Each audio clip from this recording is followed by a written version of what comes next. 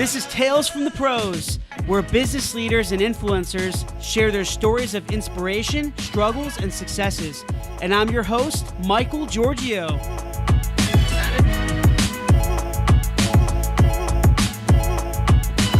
Hey everyone, welcome to Tales from the Pros.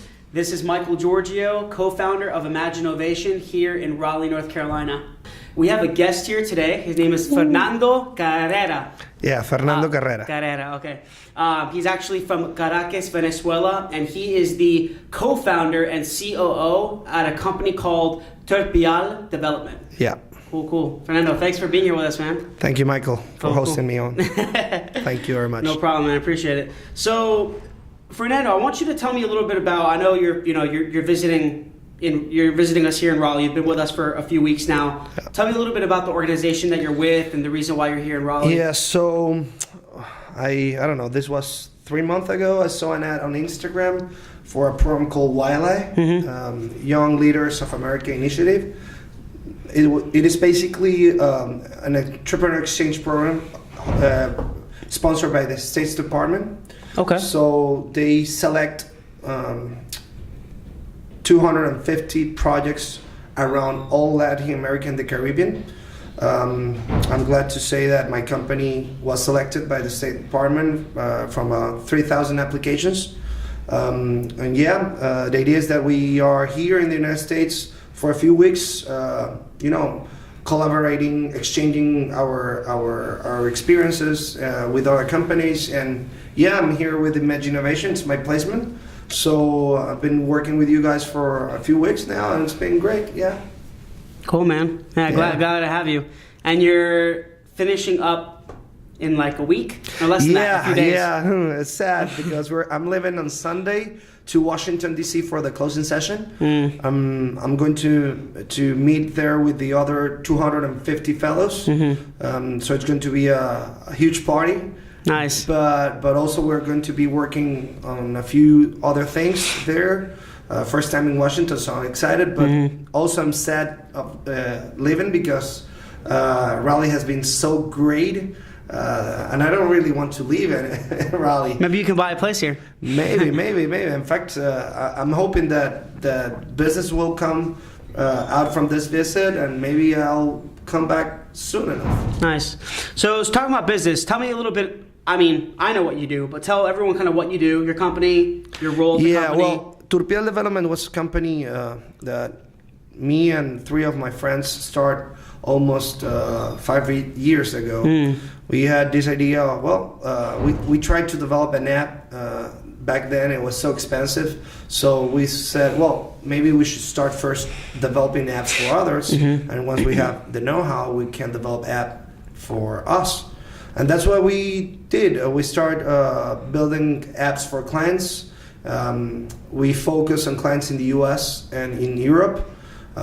We mainly do MVPs for our clients, so it's small companies that are trying to develop new things.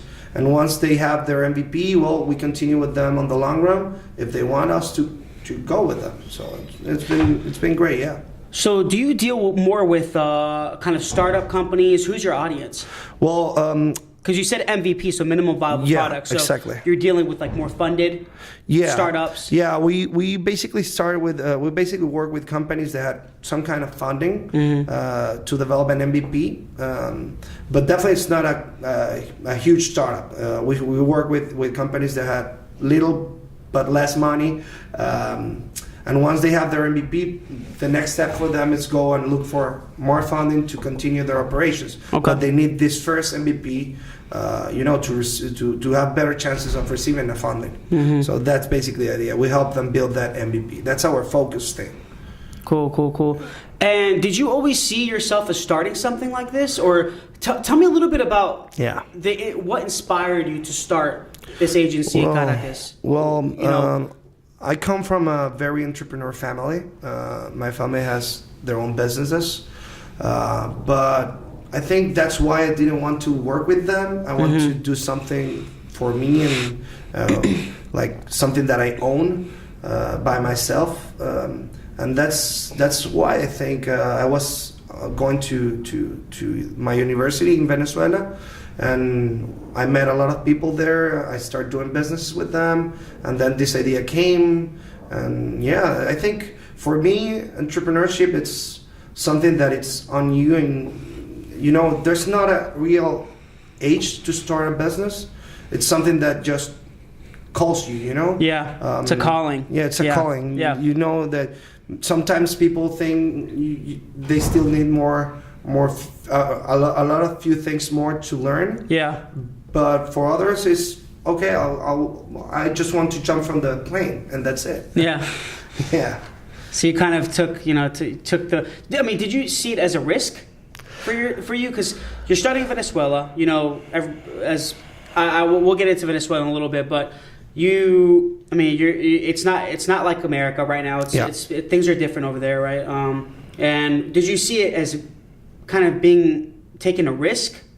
Well, in my while case, starting it, we decided to start this company without any funding. Mm-hmm. So basically, what we did is we found our first client, and we started working from that on. Okay, we had our first check, and then we continued working for around 6 months. We couldn't pay our employees. Okay, mm-hmm. and the fact that they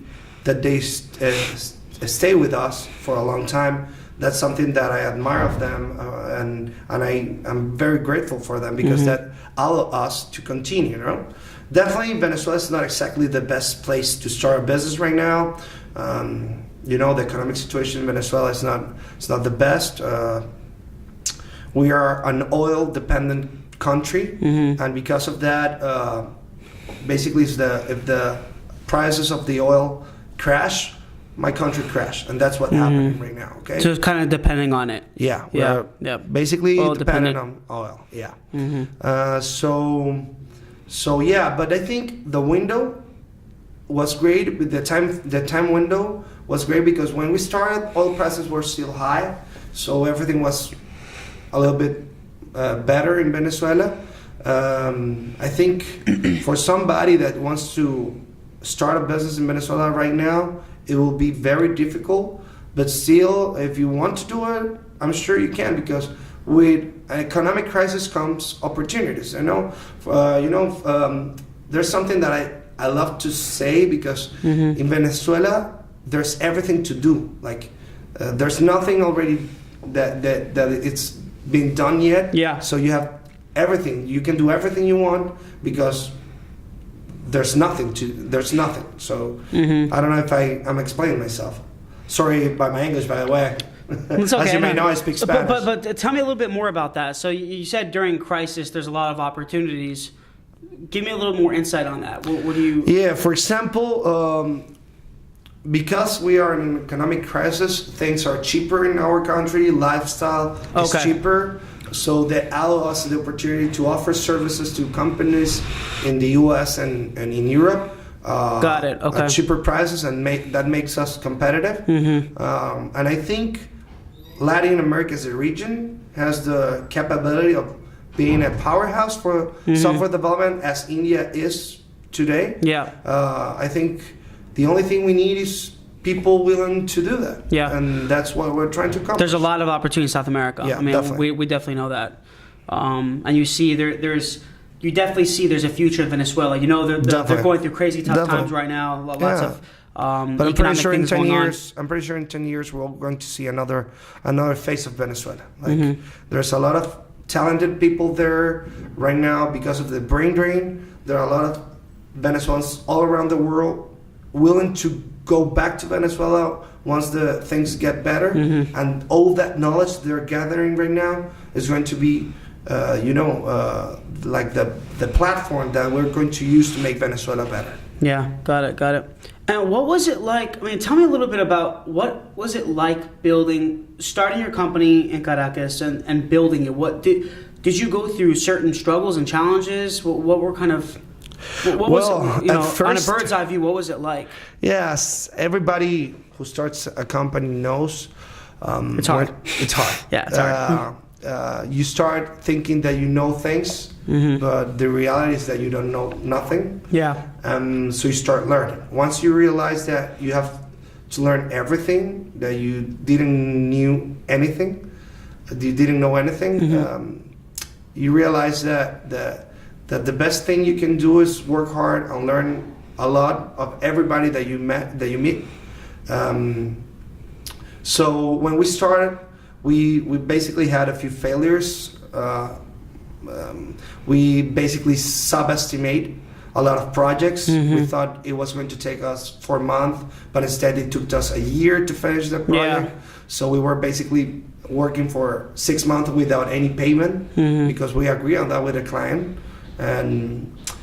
But then because of that, we'll learn a few other things, and it's a continuous process. You learn every time you do you learn new every day. mistakes, and you continue learning every time. So yeah, I think it's hard, but it's very it gives you some real, I don't know, an accomplishment feeling that maybe working on a company will not give you, you know?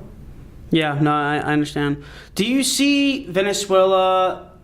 How would you compare the market in Venezuela to other countries in South America? I know we talked a little bit about, a few days ago we were talking about Colombia in Medellin. In Medellin, there's, it's booming over there. There's a big tech market there. Yeah.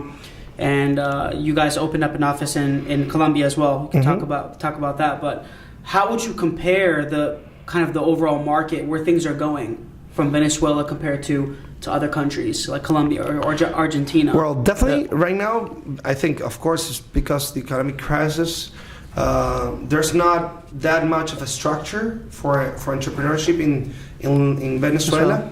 But definitely there are people that are trying hard to build these ecosystems for entrepreneurs.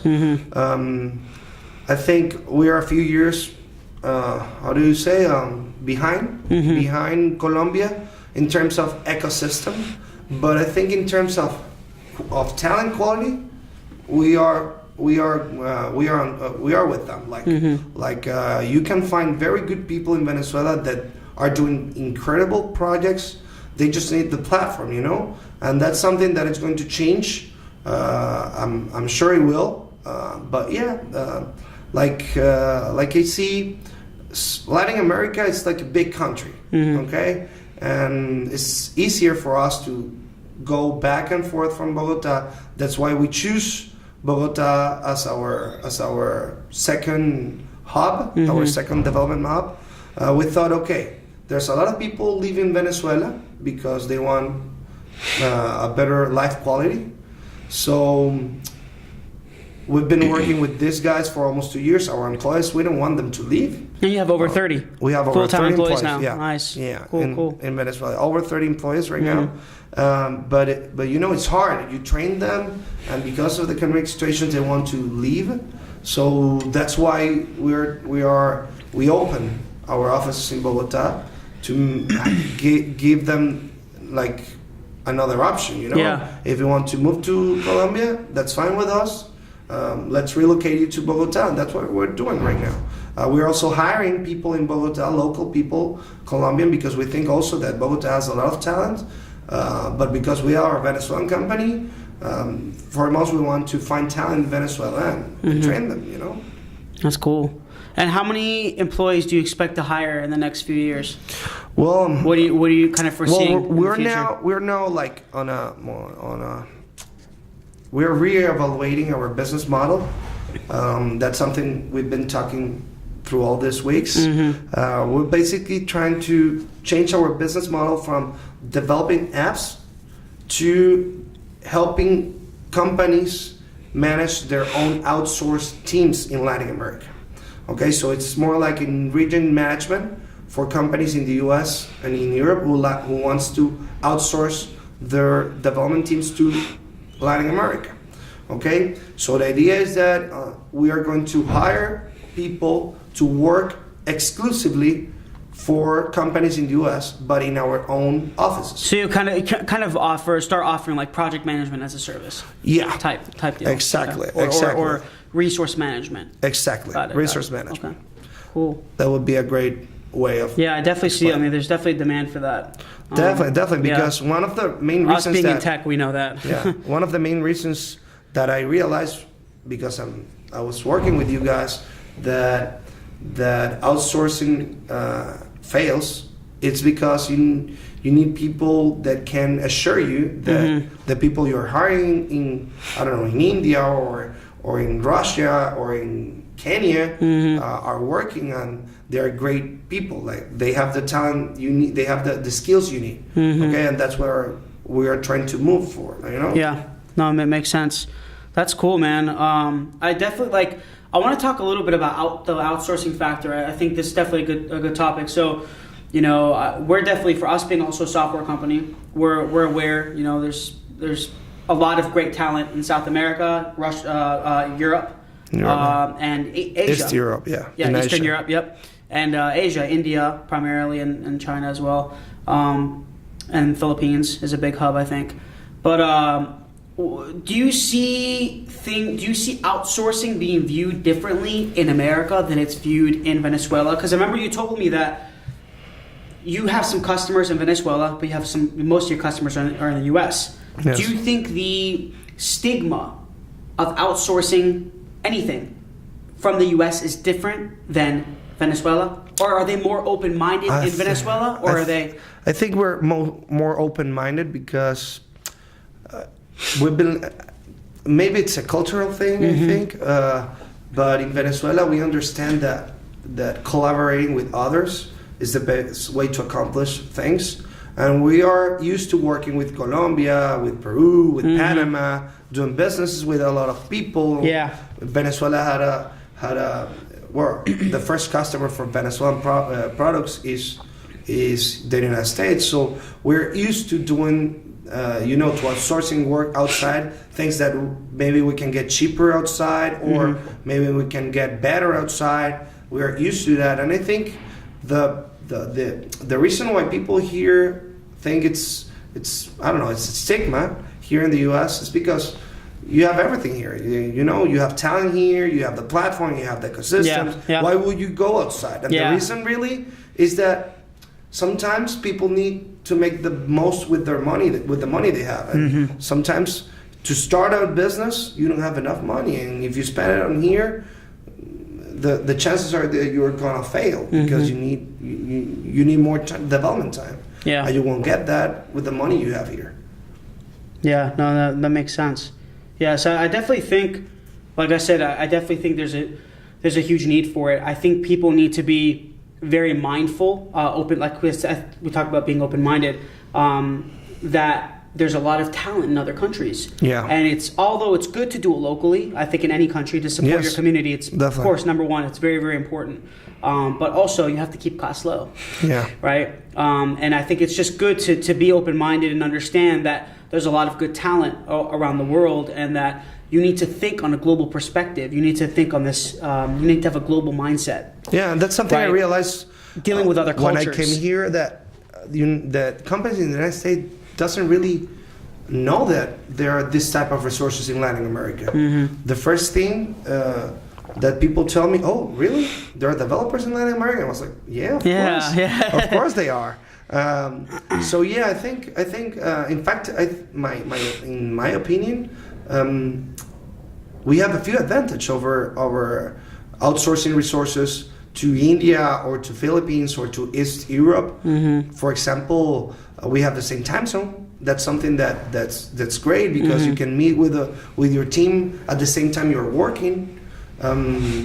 Also, English proficiency. It's not a problem in Latin America. In fact, as EF tells, EF is the biggest English institution in the world. Like they teach English in all countries in the world, and they say that Latin America is the region that is increasing the most in English proficiency. So yeah, it's English is not a barrier more, and also it's cheaper to travel from and to Latin America. So if we want to meet with a team like physically, it's cheaper to do that. Most development companies here, most tech companies here doesn't even know in physically their development team in India, because it's very expensive to travel there. Yeah. And, that connection is pretty important. Yeah, I get it. Yeah, I mean, so do you think, how different from you being here the last few weeks? It's been, how long, 4 or 5 weeks? Okay. So you being here 5 weeks, how different is the tech market here compared to Venezuela or some of the other countries in South America? Well, right now here the tech market is booming. But how do you compare it? Like, give me some examples. What's so different? Is it the processes are different, the technologies, the tools, or is it the capabilities or the? No, not really.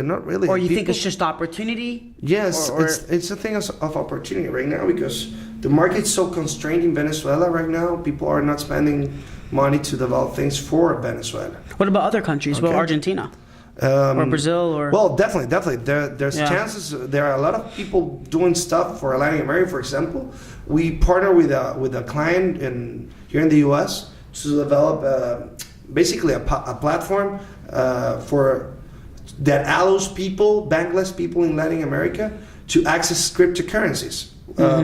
As easily as going to a grocery store or a convenience store and buying them with cash. And we're working with that, and our target is not US, it's Latin America, because I think there's really a need for this type of services in Latin America. Yeah. So there's great opportunity of doing business in Latin America. I don't see why wouldn't you target Latin America as a region. People tend to think because they are different countries it's more difficult, but no, really, because we have several commercial treatments, several ways to to do business with each country. So once you are in Latin America, you are in every country of Latin America. It's kind of a similar. It's like you said, one country almost. Yeah, it's like the same country. Yeah. Yeah. Huh. And it definitely feels like that. Okay, it definitely feels. When I go and talk with a Colombian guy. He's my family. We feel so close. Yeah. That it's great doing business with them. Kind of one big large community. Yeah, and that's something that I benefit from this experience with Wildlife, the program that I'm in. It's that I'm meeting a lot of people from Peru, from Argentina, from Colombia, and they're doing great stuff. Yeah. There are guys that are working in 3D printing industry, guys that are working with the STEM clubs.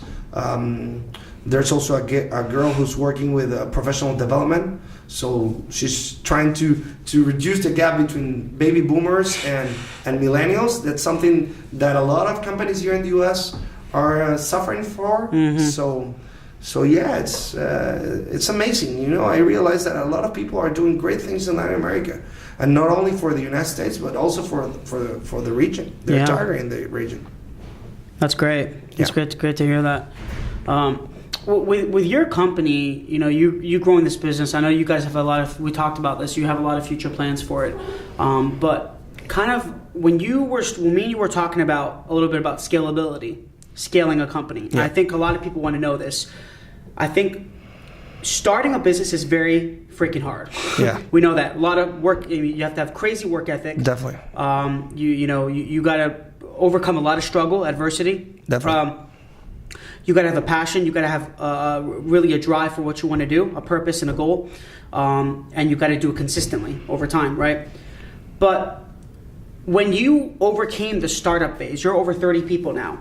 You're not a startup anymore. You're exactly. not. I mean, you're profitable. You're a profitable company. Yeah. So, I know with my company, Imagine All This, we're over 40 people now as well, and we've definitely had that time in our company where we had to grow go from a smaller company to a larger company.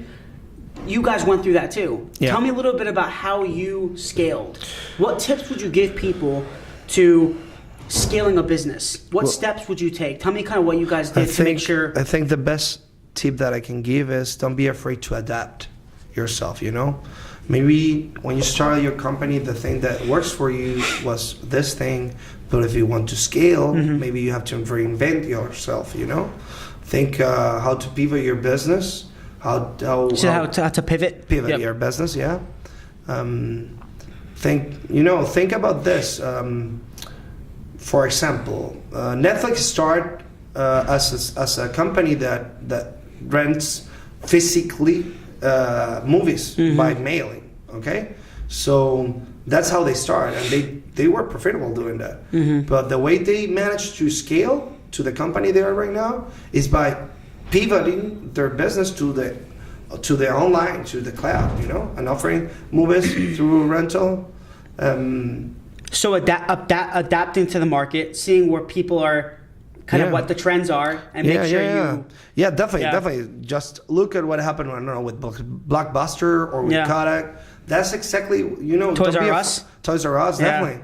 Amazon took over. Yes, that's the thing. If you want to scale up, you have to understand that the things you do today is not the thing that you are going to do in a few years, and you have to not be afraid of change. If you are afraid of change, then you're probably gonna fail. And I completely agree. I think pivoting is huge, and adapting to the market and where things are headed, stay in the trends, and actually, stay ahead of the trends. You need to kind of look at the future, see what's kind of, right now we're seeing artificial intelligence is a booming, is going to be booming. Augmented reality, and then IoT, Internet of Things is also automation, big data, big data. Yep. What in terms of like kind of what I mean is more of like organization of a company, right? You have all these employees. You have from what you talked, you love your employees. You got great people, very talented, experienced people, having a good company culture. But aside from that, making sure things are processed. Like, do you guys write? Yeah. You guys write process documentation. Definitely. You guys make sure things are organized internally. You have a hierarchy. Do you have? Yes. You see what I'm saying? I mean, preparing for growth. I mean, when you are a small company, it's easier for the leadership team, to sit with every employee in the room in the company and explain the things to them. But once you're growing and you have a team more than 30 people, 40 people, you can't sit with everybody. Okay, you need time to develop the business. Yeah. So the best way that you can teach your team where you're going, why you're going there, is by developing processes. Okay, and it's important to develop processes, to write down those processes, to let the team understand those processes, but also give you feedback of those processes. Okay, and once your company has those processes, like they already understand those processes, you have a very stable platform where you can start building on. Okay, you have to You're build building that the foundation platform, you built the foundation of the home. Now it's to build the other levels. Because you have a house, okay, but you need to, in order to build a building, you have to take that house out and build the foundations to build the building. Okay, and that's what basically, a startup is like a house. Now you want to build a building, take that house out, build the foundations, and start the construction of your big business. Did you face any challenges while building the other floors of the business? It seemed like you got the foundation. Yeah. But while building the other floors, yeah. You said, what challenges did you have to face? Well, for example, right now the brain drain is a great problem for us. The what? The brain drain. The brain drain. Can you explain a little what that is? Brain drain is basically people are leaving Venezuela because of the economic crisis. So brain drain means that you're losing that talent.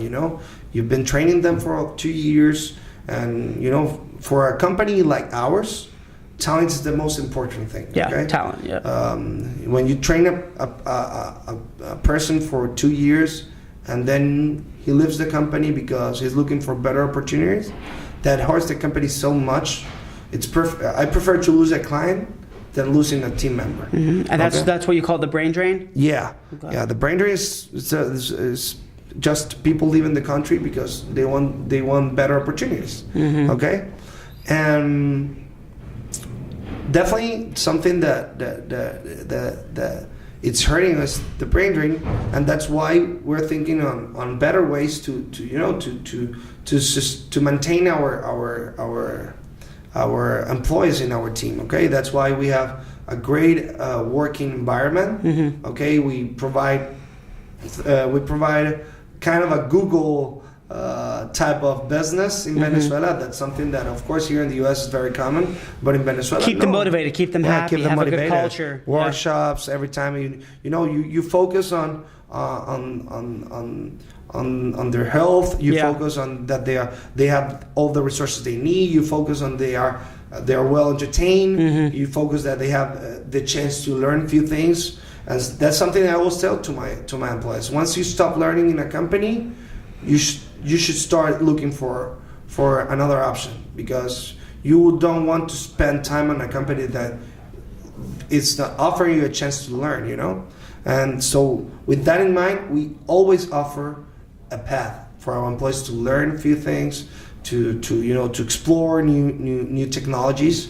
I think I told you that in our company, we give our employees 20% of their time to develop things that they want to build. Okay, for example, if they want to try a new technology, or they want to try a new language, new programming language, or they want to build maybe an app that they have in mind, we offer them the 20% of their time to build those things. Is that every week? Every week, man. Every week.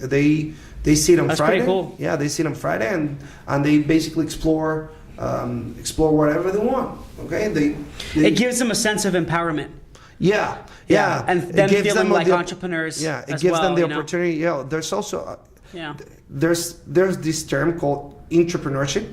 Yeah, right? entrepreneur. I've heard of that. Yeah, and that's something that we want to empower people to to think, to see that there's opportunity to scale in our business. Okay, that's why I see my company not as only as my company. We're not so jealous about it. So in every employee, I see a potential partner in some way. Okay, because if that employee has a great idea, I'm sure I want to be the first guy to partner with him. Okay. Yeah.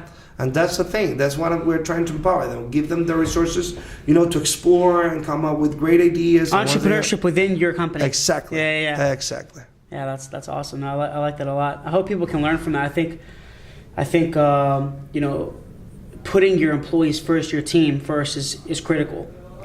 Because it's very hard to get talent, good talent. You know what I mean? So the ones that you do get, you need to retain them, keep them happy, and take care of them, and make sure that they're with you guys for a long time.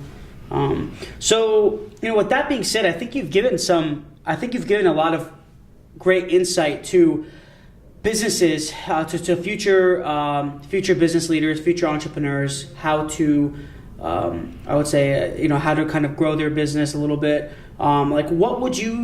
What kind of tips would you give? What would be like your top 3 or 4 tips that you would give to future entrepreneurs? Someone who has an idea, what tip would you give them for them to take it to another level, for them to actually become a company? Because everybody has an idea. Everyone says, "Hey, I have the next Facebook or Uber." You probably get that stuff all the time, right? I have the next Uber idea. Yeah. What tips would you give them for them to actually execute it and to become a company? Yeah, I think the first thing that I will tell them is, don't be afraid to jump from the plane. Okay, don't wait until you get funded to start your business. Okay, I like that one. Start working right away, because you want to get as far as possible from the idea. Okay, you have this idea, then you have the PowerPoint presentation. Okay, then you have a prototype, then you have a marketing strategy, you have a business plan. You want to get your idea to something that's something that you can show better. Okay, and that's the thing. Once you are as far as possible from the idea, it's better for you. You have better chances to get funded, okay? Or you have better chances to get clients, and that's the thing, okay? I agree. You have to start working right away while you are looking for funding, but don't stop working, man. You have to keep working. Don't be afraid to jump off the plane, even though you don't have the parachute. You're going to find the parachute. Yeah. While you're on media, you got to be willing. You got to. I think Steve Harvey who says you got to be willing to jump. Yeah. You have to be willing to jump. Definitely. Take the risk. Like, it's better for you to take that risk, even if you do. I mean, we all have different interpretations of failure, what failure really means. But if you do think you failed, at least you tried. You know, Yeah. you did it. You're not going to live with regrets. You don't want to become 90 years old and be like, oh, I wish I started a company. I wish I, you know what I mean? Yeah. So, yeah, that's cool, man. I agree with that. Cool. Well, I always ask these 3 questions to everyone that's on my podcast. I always ask them these questions. I call them the 3 hows. Okay. So, how do you define failure? How do you define entrepreneurship? And how do you define success? Okay. Failure, entrepreneurship, success. Failure for me is when you stop trying. Okay, when you decide to stop trying, that's when you fail. Okay? All the other guys, everyone else I interviewed said the same thing. Really? Yeah, they all said the same thing. Okay, so it's basically something that it's on the mindset of the entrepreneur, that's right? exactly right. When you stop failing, that's when you fail. Yep. Okay. I thought I was going to be original. No, right? no. Giving up and failure are very different. Yeah. They're very different things. Yeah. But no, that was not different. It was the same, but it's good though. At least we're all on the same page. Right? Exactly. Entrepreneur is, for me, an entrepreneur is this guy that wants to build a building, but he only has one tool. Okay. Entrepreneur for me is someone that has great aspirations, but it's starting with just a tool. But he's not afraid of that. Okay, I don't have the tools, but I'm going to try it though.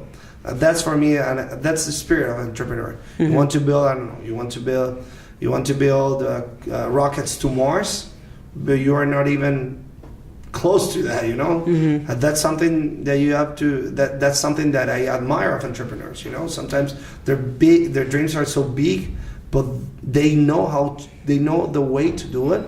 Okay, they just need the resources, the platform, someone that trusts them to do it. Okay, and that's a good thing. Also, success. Success, yeah. Success. I don't know if that's a thing. It's so different for everybody, isn't it? Yeah. Because for some people it's monetary. Yeah. Some people it's spiritual. Some people it's kind of this internal wealth that you have. Or for some people, joy. you won't ever be successful. For example, let me try to explain what I'm trying to say, because it sounds sad. What I'm trying to say is that sometimes there's people in this world that once they are really successful, they don't think they are. They are just thinking another new goal. For example, one of the top persons that I want to meet is Elon Musk. Okay, yeah. And I think that guy it's basically what I think defines success. Okay, but if you ask him, I'm sure he's going to tell you, no, I'm not being successful yet, because he's always on a new goal. He always has other something. people he may be, but to himself he's not. And that's exactly, success is something that you won't feel, but always will see in you. You're being successful, but if you are a real entrepreneur, you're not going to feel really, really satisfied with the results. I don't think never. And it's kind of a strange feeling, because you never settle, Yeah. Because once you settle, that's kind of you fail. I love it. Okay. That's great. That's great. Cool, Fernando. I really appreciate it, man. So where can people find you? Do you have Twitter? Do you have Facebook? Website? Yeah. Well, our website is Turpial. That's Turpial. DEV. From development. Turpialdev.com. In my case, you can find me on LinkedIn. My name is Fernando Carrera. You can find me on LinkedIn without any problems. Also, I'm sure you're going to post my contact on the podcast. So I don't know if it's here, click. No, I don't know. Click on the left or right or somewhere. Somewhere. I'm sure Mike is going to somewhere. Put somewhere. Okay. Well, yeah. I'm open to discuss with you every time, man. I'm pretty grateful for the opportunity of working with you guys. I'm sure there's awesome. great things coming. This is my last day here, so it's sad. But I'm sure I'll be back, man. I'm Terminator. I'll be back. Okay. So yeah, I think in your case, Imagine Innovation, it's a company that has a great potential. Your guys are so eager to grow that you want so much, and that's the important thing. There's no. I don't think you don't have fear of failure. And No fear. no fear. Just a little bit worried about a few things, but that's it. No fear, and that's something that I learned from you guys, and Cool. I'm pretty grateful from that. And also this idea of the podcast thing, yeah, it's great. In fact, I don't feel like a pro, but thank you for having me here. We're all pros, man. We're all pros. Thank you very much. No, cool, Fernando. Really appreciate it. And I guess it's good. What's the website for the organization again? Turpial DEV. No, the Wildlife. Yeah, Wildlife. Yeah. The Wildlife. I don't know exactly the website, but I'm sure if you look up in Google for Wildlife, YLAI, Okay. You'll find enough resources about that. I'm sure I'm sure you'll find enough information about the organization there. So yeah, if you're listening, if somebody's listening from Latin America, please apply. It's a great program. It will give you enough opportunities, and you're going to meet a lot of people. So I'm sure it will be great. Yeah. Cool, Fernando, man. It's been an honor. Really appreciate you. Thanks. No, the honor thanks, is mine, man. Hey guys, thanks a lot for watching Tales from the Pros. Please subscribe to our YouTube page and also follow our social media. There are links somewhere around here. But we really appreciate it, guys. Thanks for all the support. And I'm going to be giving you awesome content continuously. And we look forward to seeing you soon.